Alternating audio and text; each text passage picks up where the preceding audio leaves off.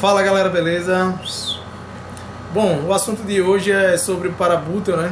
Que a gente já ouviu falar muito que eles caçam em bando, em grupo, tem documentários aí bem feitos, obviamente geralmente com aves de cativeiro, mas refletindo a real natureza dessas aves. Porém, acho que no final do ano passado foi levantado pelo Jorge Salles, numa discussão num grupo de Facebook, se o formato da competição que a gente organizou em 2018, a Competição Nacional de Folcloria, não poderia estar equivocado ou ter interferências, considerando a questão de hierarquia dessas aves. E é sobre isso que eu vou falar hoje, mas depois da vinheta.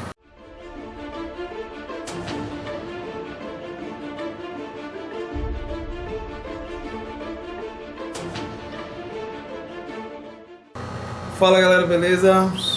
Bom, Dorival, biólogo e falcoeiro, e a gente vai falar um pouco sobre essa questão. Na época que o Jorge levantou esse ponto, eu prometi fazer um vídeo, só que minha vida está numa turbulência muito grande, né? Questão de mudança, enfim, de tentativa aí de um novo negócio, e aí acabou que eu fui postergando aí, mas chegou a hora.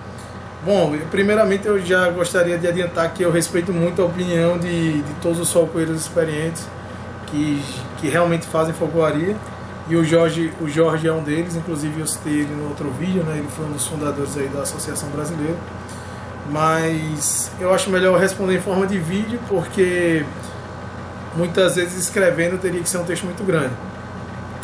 Então, paralelo a isso, quando ele levantou esse ponto, aí o pessoal lá na ANF, no grupo de sócios da ANF no WhatsApp, a gente começou a discutir isso. E primeiramente seria bom explicar que seria bom colocar aí que a competição, apesar do nome, né, competição de folcloria, tem que lembrar sempre que folcloria é a caça para aves de rapina. Então ali na verdade é uma simulação, é um treinamento, digamos assim, simulando simulando a folcloria real. Mas que óbvio, quem faz folcloria sabe que aquilo é basicamente um treino. Para as aves é um treino, para a gente é uma competição. Então assim, primeiro ponto aí, tem vários pontos, é complicado começar, mas lá vai. Primeiro ponto que eu gostaria de colocar é o formato da competição. Essa aqui eu não apresentei, tem muita gente que já conhece, é um falco femoralis femoralis aqui do Brasil, se chama Capestre. Ela foi nascida em 2013 e é do criador da Enfalco. Sim, voltando. Então assim, o que é interessante falar aí é o formato da competição. O que é que a gente fez? Antes, quem acompanha aí os encontros, como é que a gente fazia, né, pela NF? Nós utilizávamos pombos domésticos, né, para os gaviões tentar pegar. Na grande maioria os pombos iam embora, os gaviões não davam conta de chegar, mas o que era avaliado não era a captura, eram 3 requisitos. Era a beleza do lance, o tempo de perseguição, né, a persistência dele, mais a captura quando havia, que era muito difícil. E a gente analisa isso, a ave era individual, né? A ave, o falcoeiro ia com a sua ave no punho, ele era chamado, ele dava o lance, eram 3 lances geralmente, dava o lance agora, todo mundo dava seus lances, e aí ele voltava e assim ia, repetia, até chegar no terceiro. Mas em 2 ocasiões a gente só fez 2, cada gavião dando 2 lances no caso. E aí no final a gente avaliava ou na hora, antes era na hora, mas no penúltimo encontro a gente fez a avaliação por vídeo. Só um segundo.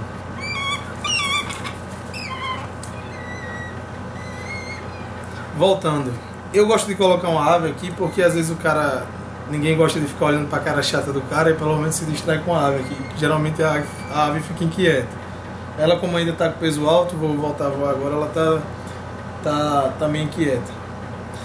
Voltando, certo? Então, o que é que acontecia? A gente, na penúltima competição, nós avaliamos por vídeo. E aí ficava uma coisa, não ficava tão emocionante, porque você dá o seu lance, esperar ter a assembleia, para depois esperar o resultado dos juízes que ficavam vendo lance por lance, cronometrando ali, né, junto ao vídeo, e daí para dar a nota não dava uma emoção de competição.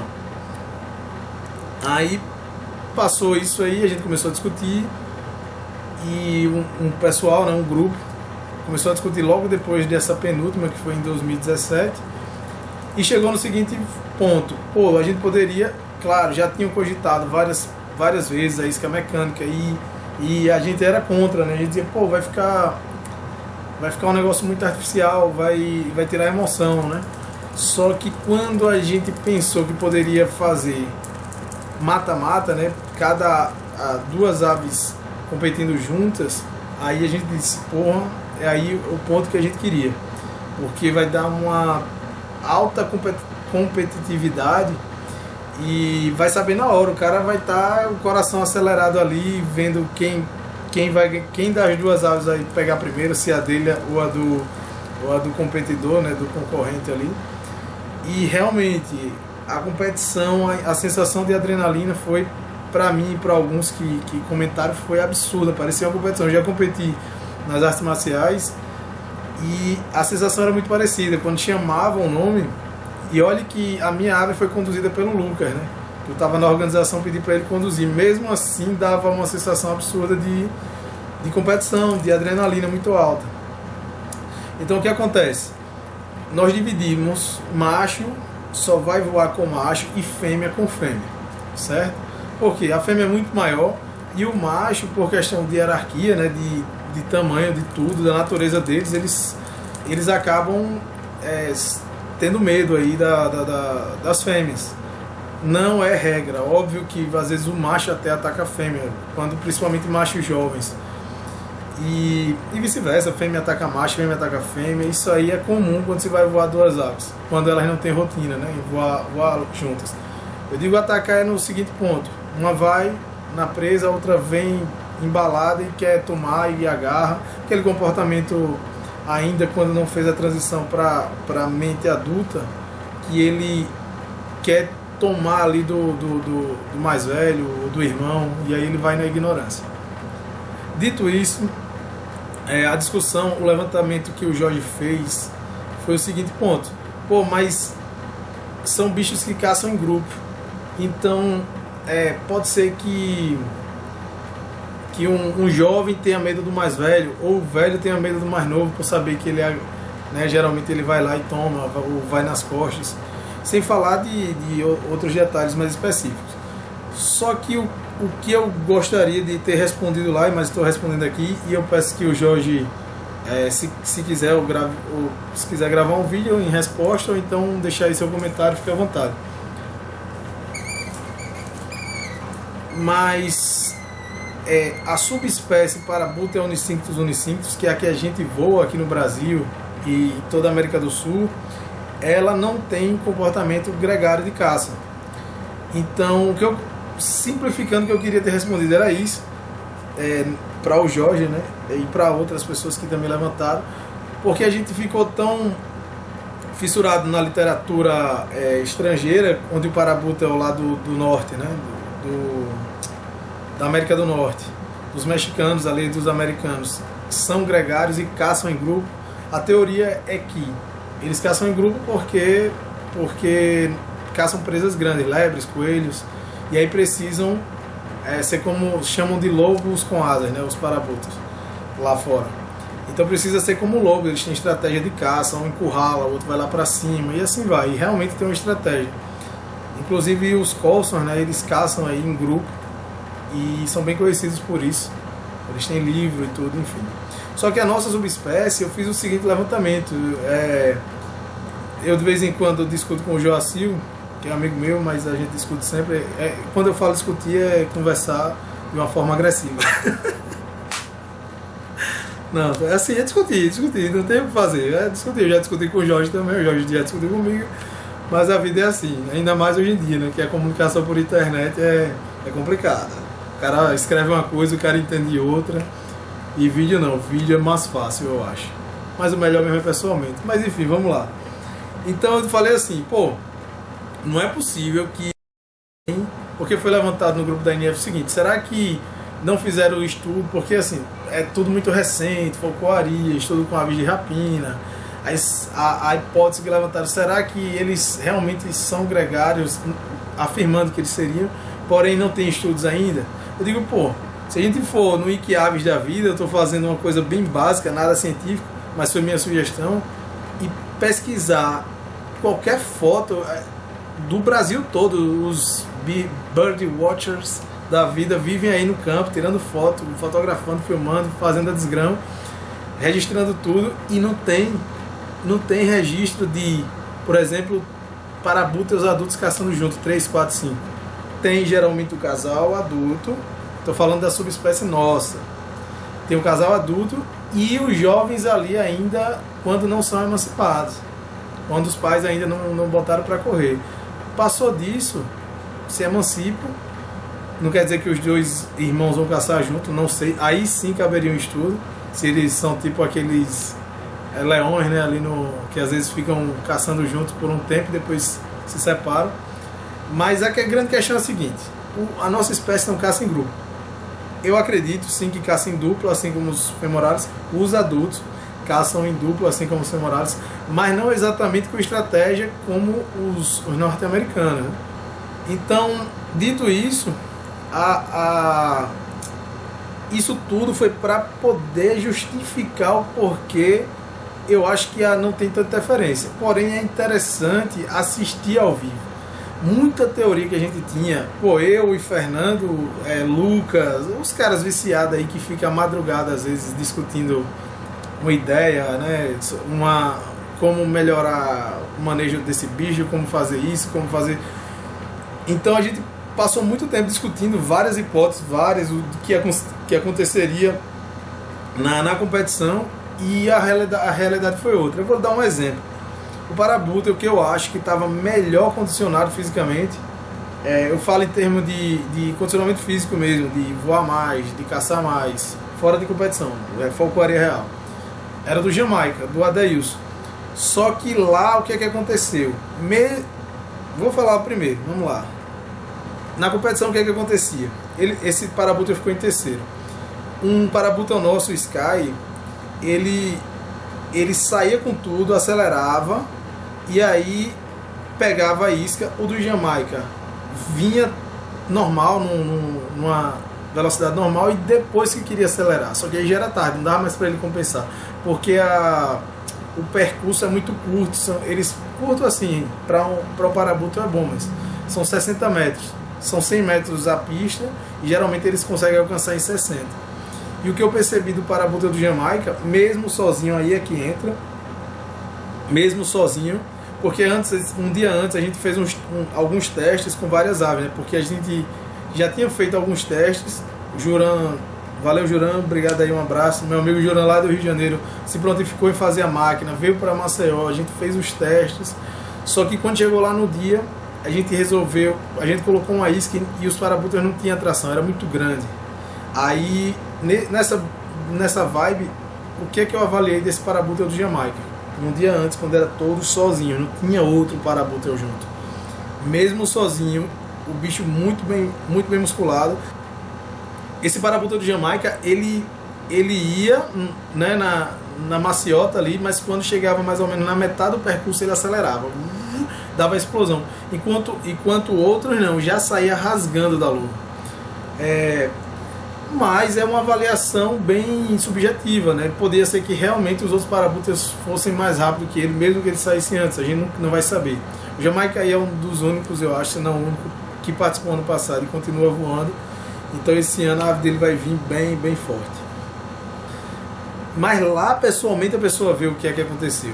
A gente filmou também, nós filmamos tanto câmera frontal. Esse vídeo da competição que eu vou colocar o link aí na descrição, ele é de câmera frontal, que o Juran pegou, e tem testes no meio, tem o vídeo em si da competição, mas tem teste também, que foi um dia antes, então fica confuso para quem está assistindo. Eu acho que deve pensar, pô, aí é o teste, ou não sabe, pensa, pô, cadê o outro parabuta que não chegou? Mas não, tem teste ali no meio também. Então eu acredito que não vai ter interferência de hierarquia, porém, óbvio, a gente está aberto aí, é coisa nova, a gente vai fazer esse ano de novo a competição, se tudo der certo, e a gente vai poder avaliar, eu acredito que vai vir mais aves. O prêmio desse ano é um falcão peregrino para primeiro lugar, então eu agradeço aí ao criador Hayabusa, porque é um prêmio absurdo, né? Muito bom assim, já para o segundo ano de competição, nesse formato. E o outro prêmio, quem forneceu, que patrocinou ano passado, foi a CEPA, um parabuta, também um prêmio irado. Quem ganhou, foram 2 parabutas que ganharam, né? Primeiro lugar de macho foi o Sacra e primeiro lugar de fêmea foi a Sacra. Mas como tinha que escolher uma das categorias, aí tirou para o ímpar e quem acabou ganhando foi a Eduardo, na moeda. Mas esse ano já tem uma ave para primeiro lugar e uma ave para segundo, para primeiro de macho e primeiro de fêmea, para cada categoria. Aí é só ajustar aí, fazer o sorteio para ver qual ave vai ficar para primeiro lugar, né? Se o peregrino vai ficar para macho e vice-versa. Ah tá, é um aspecto interessante, eu acredito que eu vou esquecer coisas nesse vídeo, mas um aspecto interessante é que, por mais que eu já tenha falado, falcoaria, caça com ave de rapina, e a competição é muito estimulante, é muito massa, eleva o nível das aves, porém tem que lembrar que não é falcoaria. Então tem falcoeiros, para quem não é da área aí, ou para quem não viaja muito, não vai para os encontros de fora, não sabe, mas tem falcoeiros conservadores que não curtem competição. São contra, acham errado, acham que desvaloriza, que, como se diz que tira a nobreza da falcoaria.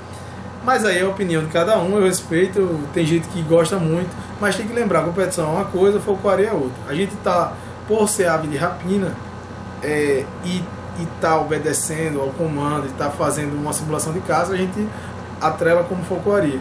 Mas são duas coisas independentes, aí tem que ser bem claro. E assim, para vocês terem uma ideia, essas aves que a gente leva para a competição são aves de controle, aves de falcoaria real também. E a gente ainda treina para a competição quando chega perto. Mas tem país que os caras vão competir em altanaria e tem um falcão só para o Sky Trial, que é aquela competição de altanaria com peregrinos. Por quê? Porque ele treina específico para aquilo. Então ele pode fazer um falcão muito mais redondo, assim, muito mais específico para aquilo, deixar só para a competição, se valer a pena, óbvio, se a premiação for boa, ao invés de utilizar o bicho para falcoaria real e quando der para competição, que aí não fica um ave tão especializado.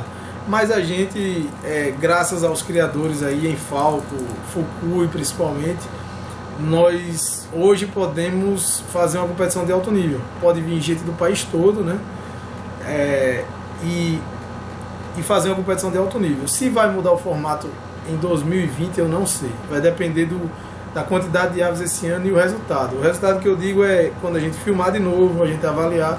Mas a minha avaliação particular foi muito boa, muito boa. Tanto em relação ao falcoeiro, a adrenalina que dá ali, quanto em relação às aves. Não percebi, estou falando que eu não percebi, nem a maioria que estava lá não percebeu questão de hierarquia. Uma ave deixar de ir ou arregar para outra. O que eu vi, o único lance que aconteceu mais ou menos, ela não parou de bater asa, foi o Sky contra o Jamaica, se eu não me engano, o segundo lance, que o do Jamaica saiu na frente rasgando, o Sky embalou, pegou o vácuo e saiu atropelando, né, entre aspas. Tipo, ele não tentou desviar, ele foi no encalço e aí o parabuta do Jamaica foi abrindo, mas continuou batendo asa, só que abrindo espaço e ele foi, passou, o Sky passou e pegou, e aí ganhou, passou para a final e na final ele perdeu para o saque. Mas enfim, essa é a minha opinião, eu acredito que realmente não interfira no resultado, mas a gente sempre está aberto, se de repente esse ano a gente avaliar que é melhor mudar o formato, que seja individual, muda. Mas a adrenalina não vai chegar nem perto disso aí, eu sei porque a gente já participou, já fez de outro formato também. Mas eu estou dando minha opinião e quem eu citei aí no vídeo, fique à vontade aí para comentar, se discorda, se concorda. Jorge, eu citei você aí porque você levantou esse ponto, mas fica o convite, Jorge já fez uma palestra num encontro desse pra gente, em 2013, se eu não me engano. Então fica o convite de novo para ir lá assistir, tirar a conclusão de perto, que aí é mais interessante. Mas deixe sua opinião aí, se você concorda, discorda. E é isso aí, até o próximo vídeo, espero que tenham gostado. Se inscrevam no canal, se puder, se possível. E é isso aí, valeu!